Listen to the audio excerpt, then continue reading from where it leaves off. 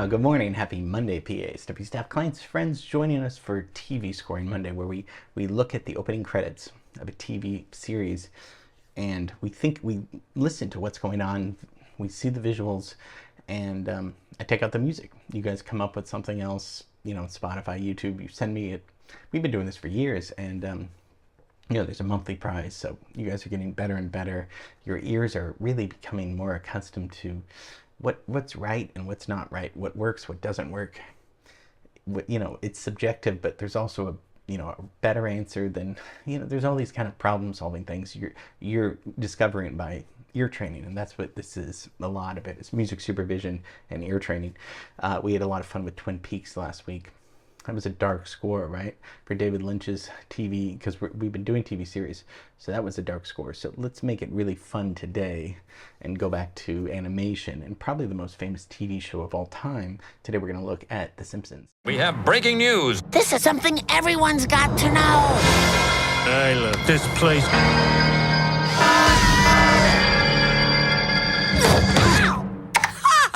Green screen.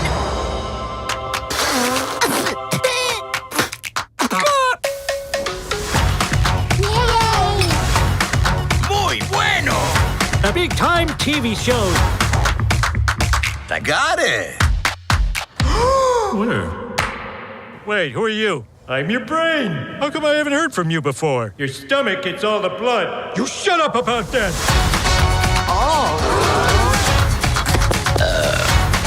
Excellent. Parental discretion advised. But if they were around, you wouldn't be watching.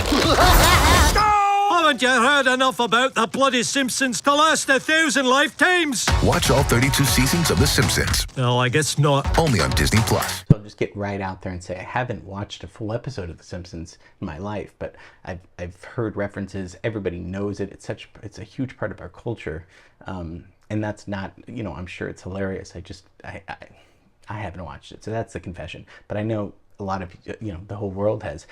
There's 750 episodes. It's still going on. 34 seasons. It's a Fox show, right? So it's an animated sitcom, just like sitcoms, that were popular in the 70s and 80s. This was an animated sitcom and satire, right? The Simpson family. Everyone knows. There's a ride. Everyone knows Homer, Marge, Bart, Lisa, Maggie, and so it's this kind of suburban middle-class family in this town of Springfield. And it's just the day-to-day life. I mean, they've come up with, Matt Groening, who created it along with a few other guys, came up with this concept. And the score is really, really fun, because that's why we're here. We're here to listen to the music, and it's kind of a zany, satirical show. So what kind of score would we need? It would be something like that. Why don't we take a look at the opening titles and just see what we hear. The Simpsons.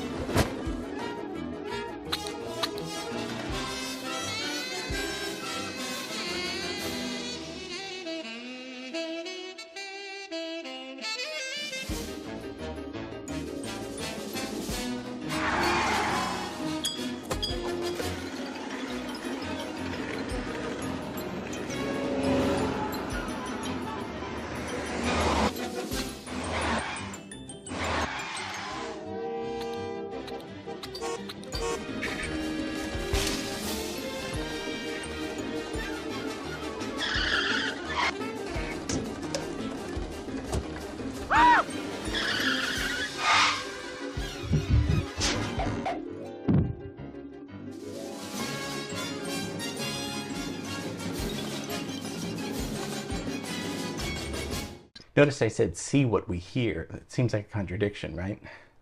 Because you're seeing, but with all of these things, you are seeing things with your ears in somewhat, right? We see with our eyes, but we also, it's got to make sense to us orally and visually make sense, and these titles really do. It's zany, wacky, funny, cartoon-like. So this is Danny Elfman. We've talked about Danny Elfman for so many different scores. This one sounds a little bit like Beetlejuice to me, just in some parts, but he's got his own style of music.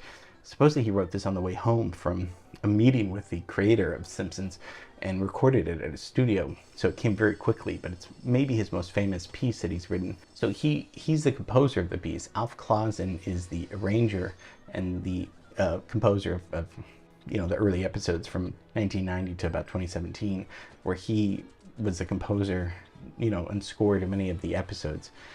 So didn't write the title theme, but orchestrated it, and orchestrated music for tons of films and television shows. Moonlighting, Naked Gun, Ferris Bueller. You don't have a score without the orchestrator, right? Sometimes the composer is the orchestrator.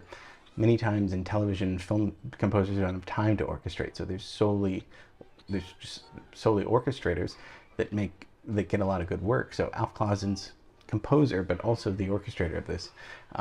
So let's take a look at the opening scene just without any music and see what it seems like.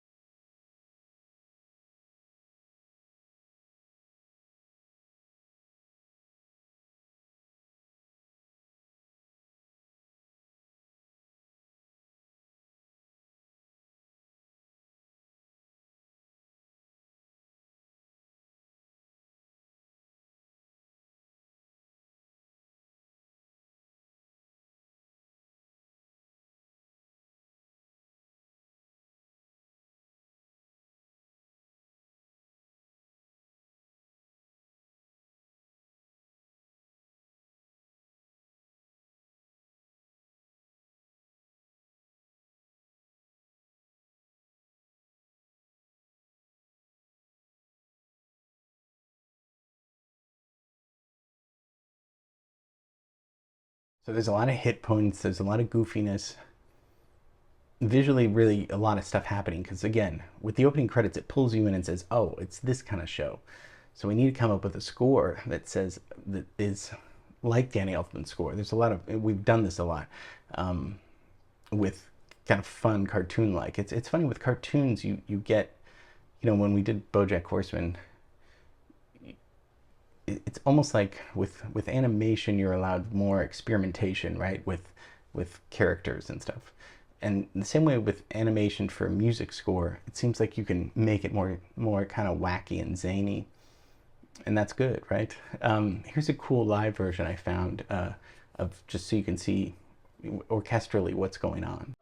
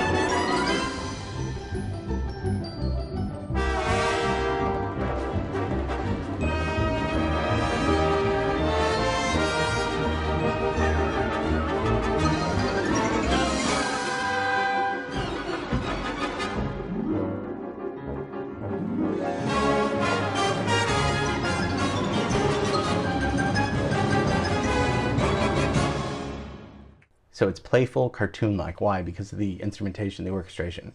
Saxophone in it, it's a full orchestra, as you can see, but there's saxophone in there. What's that? Xylophones in that. That's wacky. That goes back to Stravinsky and composers using that in the orchestra. But it also sounds old Hollywood-like to me. David Rose and Henry Mancini, the classic scores of the '60s, but it's also got a darker feel, and that's Danny Elfman's. The bass line is kind of the minor, and then also the sharp 4, the Lydian scale. We can get into music theory, but it's got a little dissonance in it because it's wacky. So come up with something that sounds kind of like that. You guys know the drill. Get me something by Tuesday, and we'll see your results for on Friday. Okay, have a great rest of the day, and see you tomorrow. Bye.